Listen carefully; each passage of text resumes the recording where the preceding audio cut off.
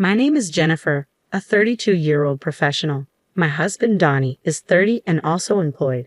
We got married 2 years ago. Donnie might seem a bit unreliable at times, but he's a kind-hearted person and quite capable of managing the household chores. I'm a career-driven woman, finding fulfillment in my work and the achievements it brings. I work in the New York metropolitan area, a place where hard work is recognized and rewarded. However, the possibility of relocations looms and there is no established policy for maternity or parental leave. Many female employees tend to resign upon marriage or starting a family. Initially, I also preferred my career over domestic life and had no plans of getting married. When Donnie proposed, expressing his desire to marry me, I initially turned him down. I love my job, I said. I'm a section chief now, but I want to climb higher. I can't picture settling down or having kids. However, Donnie understood my ambitions and promised we would share the housework and not have children.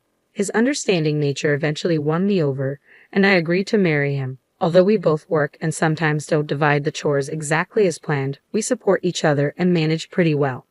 We face some annoying comments from my in-laws like, "You should prioritize your home over your work," or "Aren't you going to have kids?" But it's not too troublesome since Donnie always stands up for me. Living with Donnie has been a pleasant experience, and I've come to appreciate the beauty of married life. Then one day, my supervisor, the department manager, called me in to discuss a potential transfer to a branch office. He said, "What do you think?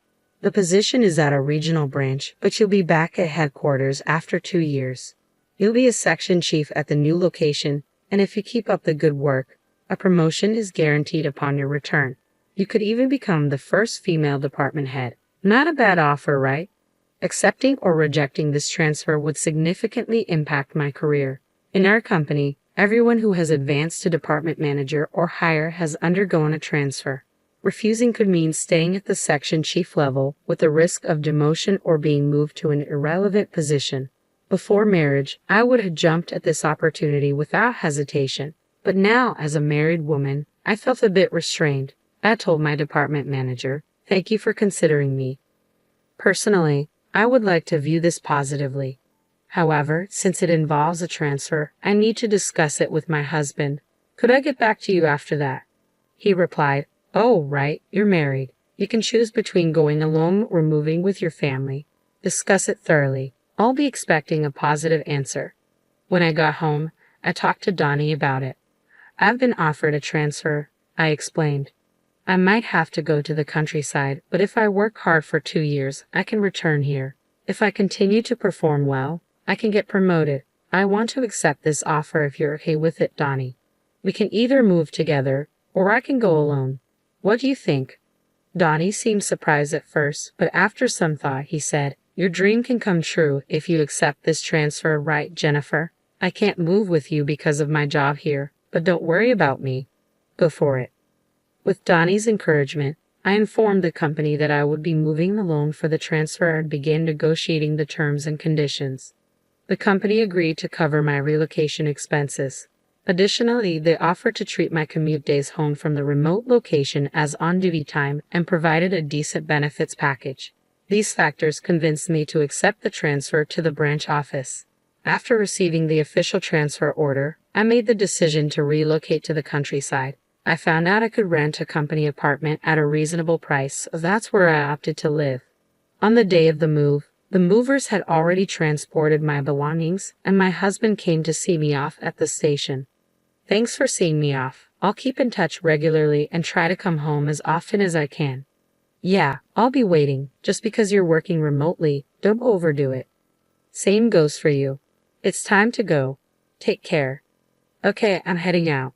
And so, my journey as a remote employee began. I had initially planned to return home during extended holidays and quieter periods, but trouble soon arose at the branch office shortly after my transfer. I can't take orders from a woman. I don't trust someone who just appeared out of nowhere. I encountered resistance from the local employees who refused to acknowledge my authority. Baseless rumors circulated about me, my directives were ignored, and even my phone calls went unanswered. In the midst of this, a serious mistake occurred in a project that one of my subordinates had been overseeing, deliberately excluding me from the process. The subordinate responsible was visibly shaken. Naturally, as their supervisor, I took full responsibility. I found myself consumed with rectifying the issue, offering apologies, not only to regain lost ground, but also to mend relations with my team. Witnessing my challenges, my supervisor offered some guidance. I've been through a transfer myself, so I understand what you're going through. It might feel unjust, but you can't simply impose your authority here. Effective communication, empathy, and building relationships laterally are key. Taking my supervisor's words to heart, I focus on forging horizontal connections by spending more time with everyone at the branch. Despite not initially being part of the neighborhood association, I discovered that the company's rental housing fell under its umbrella, prompting me to join. Before I realized it, I found myself struggling to carve out personal time and often unable to return to my home, where my husband patiently awaited my return. I kept in touch with my husband, but after a few months of remote work, it became increasingly difficult to reach him at night via phone or text. "I'm stuck at the office late every day. It's chaos," he'd explain. Exhausted, I often found myself drifting off to sleep. His explanations seemed plausible, and amidst my own busy schedule, I didn't think much of it, focusing my energy on my work, even during a rare slow period when I decided to return to our home in New York on short notice. I couldn't reach him. So, I abruptly left my remote location and headed home. Upon opening the door, a strange feeling enveloped me. A woman I didn't recognize dashed to greet me, saying, "Justin, welcome back. If only I'd known you were coming home early, I would have prepared." The woman and I stood frozen, staring at each other in disbelief. Eventually, she broke the silence. "May I ask who you are? And who might you be?" "This is my home," I replied firmly. "There must be some misunderstanding. I live in this house," she insisted. After a feeble exchange of arguments, we decided to step outside to verify the house number. To my astonishment, the nameplate displayed the custom one I had ordered. "The key fits, and the nameplate is correct. This is my house. I'm going in," I declared. "Wait, what are you doing?" "Stop," she protested. Ignoring her protests, I pushed past and entered the house. Once inside, I immediately noticed the drastic changes. New curtains, different furniture, a complete overhaul of the interiors. In the living room, a framed photo captured my husband and the woman at a theme park. The kitchen held mugs unfamiliar to me, while the bathroom revealed strange toothbrushes and skincare products. Even the shower boasted women's shampoo and conditioner. As I inspected further, the bed linen sported a design I didn't recognize, and the wardrobe held only the woman's clothes, with none of mine in sight. My husband's belongings were tucked away in a room at the back of the house, as if the woman had seamlessly moved in and taken over while I stood there in shock. I swung the front door open. "I'm back. Lola, did you invite a friend over?" I asked. "Justin, thank goodness you're here. This woman just walked in like she owns the place," Lola exclaimed. The man the woman referred to as Justin was undoubtedly my husband. Catching sight of me, he looked taken aback. "What are you doing here?" he asked. "Donnie, since when did you go by Justin? Can you explain what's happening?" I confronted him. "What are you talking about? This is Justin, isn't it, Justin?" he replied hesitantly. "Well, you see, Caught between us, my husband appeared flustered. "Lola, this man's real name is Donnie. Isn't that what's on your driver's license?" "And I'm Donnie's wife, Jennifer," I interjected. "That's not true. He told me he was divorced," Lola retorted. "Donnie, you need to explain everything clearly," I demanded. "Jennifer, you were hardly ever home, and I felt lonely. So I thought I'd give a dating app a try and met Lola," Donnie confessed. "I see. So Justin is your alias on the dating app?" I inquired. "No, it's not like that. I was worried about using my real name, so I used a fake one. But I kept my last name," Donnie explained. "And why lie about being divorced?" In Lola's dating app profile, she mentioned, "I've only ever attended all-girls schools and have never dated a man before. Looking for someone who's willing to be serious about a relationship with the goal of marriage." It really struck a chord with me, so I fibbed about being divorced to win Lola over, and we ended up moving in together. "Why on earth would you do that?" I exclaimed in disbelief. At that moment, my husband launched into a defense of his actions. "It's because you're always away for work. It's only natural for a man to crave companionship. We've been leading separate lives due to your demanding job and the overtime and weekend shifts. I just wanted a cozy home where my wife would be waiting for me with dinner ready, he explained defiantly. I was stunned by his confession, realizing that my perception of his supportiveness towards my career might have been misguided. But that doesn't excuse what you did. Your actions were despicable. If you wanted to be with someone else, you should have had the decency to end our marriage first. Why didn't you do the right thing? I demanded. I cared for both of you. I never intended to leave either of you, my husband defended himself. After everything you've done, it was inevitable that I would find out when I returned. It's beyond belief that you thought you could deceive me. I shot back. Well, if you had kept your promise and returned home, none of this would have happened. Your absence pushed me to seek companionship elsewhere, he argued.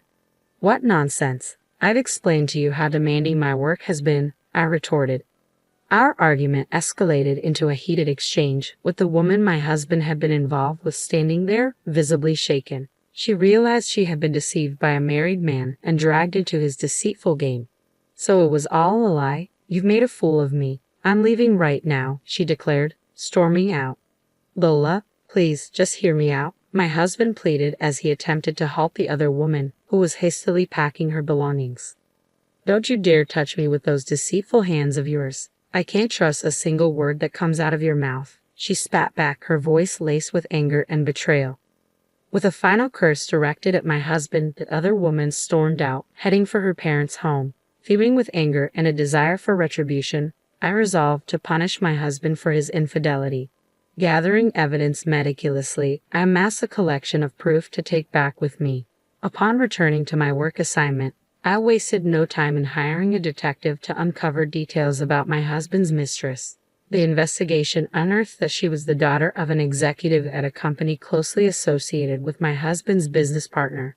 Armed with this information, I instructed my lawyer to dispatch evidence of the affair to both my husband's residence and the other woman's parents. Upon receiving the incriminating documents, my husband vehemently protested, expressing his reluctance for a divorce. Unmoved by his pleas, I braced myself for a protracted legal battle, even considering the possibility of taking the matter to court. Unexpectedly, the other woman's family reached out to my lawyer, prompting us to arrange a meeting at their office. To my surprise, the other woman and her parents showed up, offering their sincerest apologies. We are deeply sorry. Our daughter's actions have caused you immense trouble, and we take full responsibility for that. She has always been sheltered and quite naive about the world. Despite our efforts to arrange a marriage for her with someone we deemed suitable, she longed for a more liberated love. She met your husband without our knowledge and, unfortunately, got carried away without truly understanding who he was. She mentioned meeting a divorced man on a dating app and expressed a desire to move in with him. Despite our pleas for her to cease contact with him, she refused to listen. She became so entangled in her fantasies that she ran away from home to be with him. Upon realizing she was the other woman, she was devastated and has since sought therapy. We are prepared to offer you a settlement of $50,000, and we kindly request that you keep this matter confidential. With solemn expressions, the other woman and her parents extended their hands, shaking mine firmly. I appreciate your apology. However, I'll accept it under one condition. I'm in the process of pursuing a divorce, but my husband is unwilling to agree. If you're willing to cooperate by providing testimony if this escalates to a trial, then I'll agree to the settlement, I stated firmly. We agree to cooperate, but we're concerned about our daughter's future. We prefer to avoid any permanent legal repercussions, they responded. Fortunately or unfortunately, my husband's workplace is a client of yours, I revealed. In an unexpected turn of events, the woman my husband had been unfaithful with and I formed an unlikely alliance. Together, we plotted to teach him a lesson. His workplace would soon face a crisis due to his altercation with an executive at one of their client companies. Naturally, all blame would fall squarely on my husband. Meanwhile, back at home, his parents remained oblivious to the turmoil, attempting to reach out to him as they always did. Jennifer isn't answering our calls, and she won't return them either. Is she so wrapped up in work that she's forgotten about us? When is she planning to come back? We miss seeing our grandchild, his mother lamented. Mom, you don't understand. I cheated on Jennifer while she was away on assignment, and now it seems like we're headed for a divorce, my husband confessed. His mother's response was surprising. That woman who neglects Donnie to focus on her job is to blame. Perhaps it's best if you break up with Jennifer and reconcile with the woman you had the affair with, she suggested. It became apparent that my in-laws had chosen to align themselves with the other woman's family, possibly because they perceived them as wealthier than ours.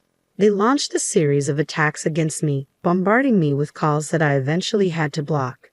Undeterred, they began calling me at work. When I refused to engage with them, they took matters a step further by showing up at my workplace, causing a commotion and creating a scene.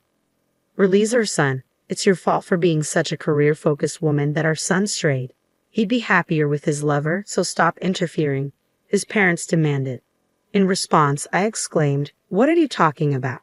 I'm the one seeking a divorce from Donnie. He's the one resisting, and besides, the woman he cheated with has no interest in reconciling with him. He deceived the daughter of a business executive into a relationship, and they're rightfully upset. This is going to cause a lot of trouble." Upon realizing that their son had injured a significant client, my in-laws swiftly changed their tune and attempted to reconcile with me. "Oh dear, we had no idea it had escalated to this point. We must have misunderstood. We apologize. Our son has acted foolishly, but he's regretful. You'll forgive him, won't you, Jennifer?" they pleaded. "I must decline. You've just criticized me, and now you expect me to forgive you. Please leave," I asserted firmly. Refusing to budge, they persisted, prompting me to have them escorted out by security. Their disruptive behavior led my company to take legal action against them for obstructing business. Following these events, I finally received the compensation owed to me by my husband and proceeded with the divorce. Additionally, the other woman's family sought compensation for the breach of her chastity and the costs of her psychiatric treatment, with the repercussions of his actions tarnishing his reputation at work and the financial strain of hefty compensations. My husband found himself overwhelmed with debt.